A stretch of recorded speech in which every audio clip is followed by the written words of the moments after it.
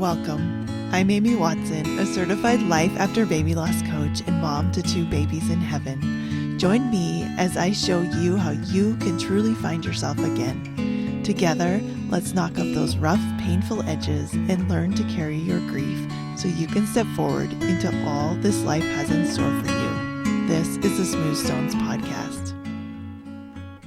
Hey, how are you doing? How are you feeling? What's going on in your world? You got to come on over to Instagram and tell me what's going on. I'm at amy.smoothstonescoaching if you want to chat. I love hearing from you and seeing what's going well and what your wins are and also what your challenges are so that I can help you with them. But I am cheering for you forever and always. I am Amy Watson. I'm a life after baby loss coach, and I'm so glad you're here listening to this podcast. It is for you, and I think you're going to love this episode because it's something that has come up so many times in the past little while that I thought I need to talk about this. And we're going to talk about making mistakes. So many of us are so afraid of making mistakes, and it holds us back in so many ways. I see it just in choices that we're making. Maybe you're even standing in the aisle looking at all the shampoo and it's paralyzing, right? What if we pick the wrong one? What if there's just so many choices? How do we pick one? What if we pick the wrong one? But really in grief, I see a lot of people just being afraid to try and being afraid to risk messing up. We grew up in a very kind of perfectionist, you need to get an A, you need to be productive, you need to avoid failure kind of society. For most of us, maybe a few of you out there had parents and teachers who really encouraged you to explore and to fail and to fall down. But for most of us, we spend a lot of time being taught to avoid making mistakes because the consequences were not good. But I want to share with you, as we get started, a couple of mistakes that I have made and why I think it's awesome to make mistakes. This is going to be a really powerful episode, but I'm going to keep it really short. So stick with me and let's talk about making mistakes. Now, I have to say this first. At the end of my podcast, there's a thing called an outro. It's like a little bit of music. And months ago, I redid my website and I created this mini course, which is called, I don't remember what it's called, Stop Blaming Yourself mini course, right? Because so many lost parents really blame themselves and that can feel really heavy and hard to let go of. I want you to be able to let go of that blame. I created a course. I put it on the end of my podcast. I put it on my website, which is smoothstonescoaching.com. And then just yesterday, I was talking to someone on Instagram and they said, hey, I signed up for your course and I never got the videos. I never got your mini course. And I thought, that's funny. That's interesting. Maybe it's in your spam. Maybe it's in, promotions. No, she couldn't find it. So I said, well, I'll check on my end. Well, we went and looked and lo and behold, there was a little glitch with one of the forms. It wasn't hooked up to the thing that actually delivers the mini course. And so most of the people who signed up for the Stop Blaming Yourself mini course did not receive it. And if you are one of those people, number one, thank you for taking the step to sign up to receive that course. I know you are going to love it. I made it super bite-sized, but super eye-opening. And it is going to show you like why we blame ourselves and get you right to a place where you're going to realize like, oh, this isn't like a failing of mine. It's just the way brains work and why it's so easy to blame ourselves and then how to stop doing that. So if you did that, you're going to get that now, no matter when you signed up. Now, here's the deal.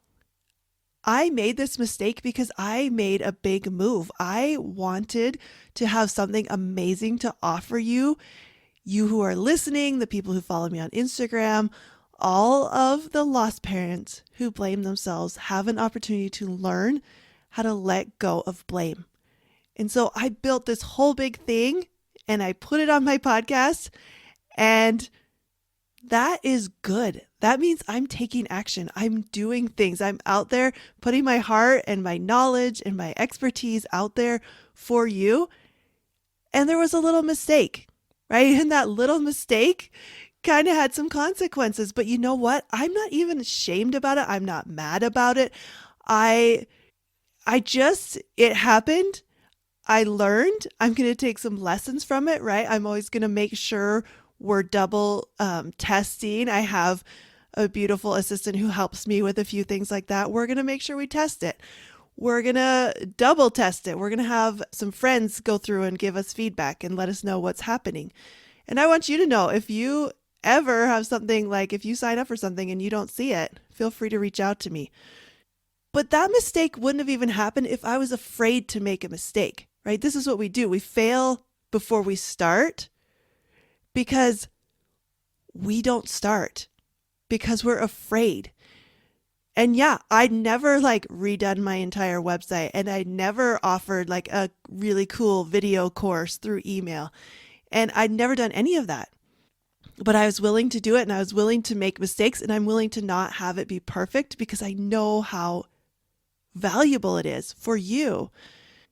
And now it's going to work. It's going to be better. So if you haven't signed up for the How to Stop Blaming Yourself mini course, you got to go to smoothstonescoaching.com and hop on there, right? And then I want to tell you about some mistakes that I remember from my own childhood. In I feel like it was maybe third or fourth grade, we had spelling tests every week, and I am really, really good at spelling. So if you get my emails, if I ever have a typo, you can just know that really bothers me, but I've worked really hard to just let it go and let there be typos, because again, I'd rather get my message out than have it always be perfect. But I did this spelling test, and we were learning cursive. And as you know, M's and N's in cursive are a little bit tricky. And so I remember the one word that I got wrong in the entire school year was ambulance, because it had all those M's and N's. And even though I spelled it right and I knew how to spell it, in cursive, maybe my N looked like an M. That has bothered me forever. But you know what? Here's what our brains do. My brain remembers ambulance. It remembers that I got ambulance wrong. It remembers the one red X. Instead of the hundreds of green check marks, all the words I got right, I don't remember those. And that's what our brains do. They're just so focused on the negative, and they're so focused on the mistakes. And so we're so afraid of the mistakes, or we will remember that we got a 99%, right? We got one question wrong, and kind of beat ourselves up for it. But you know what? If you are open to making mistakes, that's how you're going to learn. And I'm sure that I learned to be much more careful with my cursive M's and N's. I also decided I'm never going to do a spelling test in cursive again. I'm always going to print. And even to this day, I'm more of a printer than a handwriter, because my handwriting is not that cute. But the thing is, I was there and I was learning, and I learned from that mistake, and I can it's a funny story now.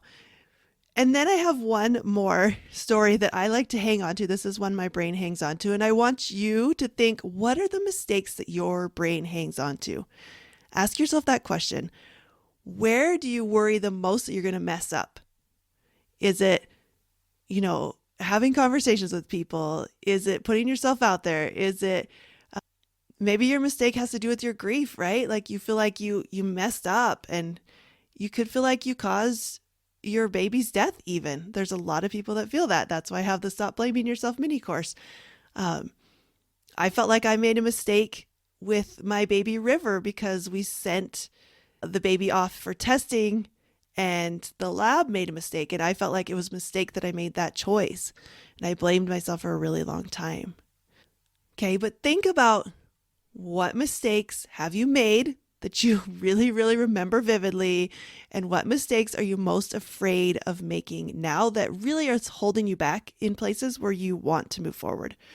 So my other mistake that I remember is I took an honors class. And I can't even remember. That's funny.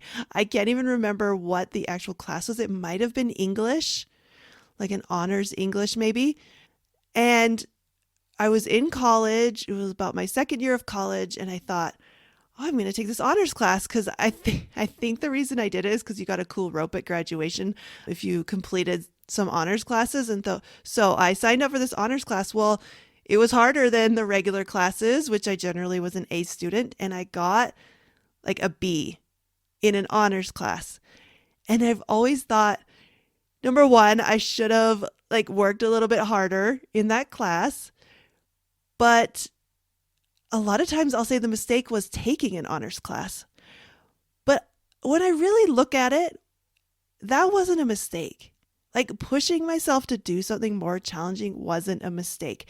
Even if it dropped my perfect GPA, and even if I think that a B in an honors class should be weighted just as much as an A in like your basic kind of class.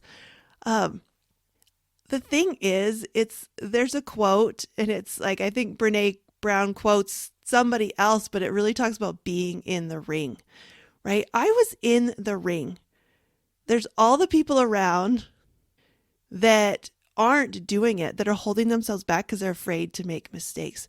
But I was in there in an honors class trying and learning and pushing myself and meeting people and being around people who also like to push themselves. Like there's so many benefits to being in that honors class that just because I didn't get an A doesn't have to mean anything about me. And just because that GPA wasn't perfect anymore, it doesn't mean like I can redefine what a mistake is.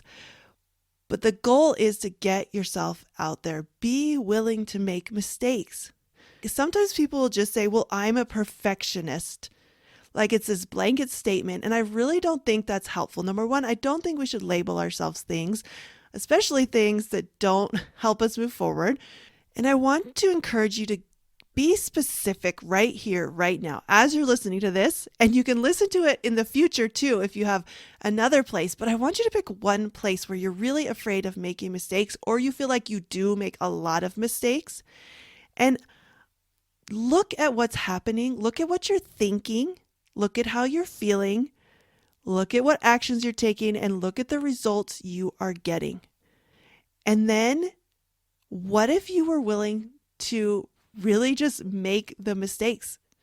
What if you're willing to love yourself in the learning process? This is how we learn. We make tons of mistakes.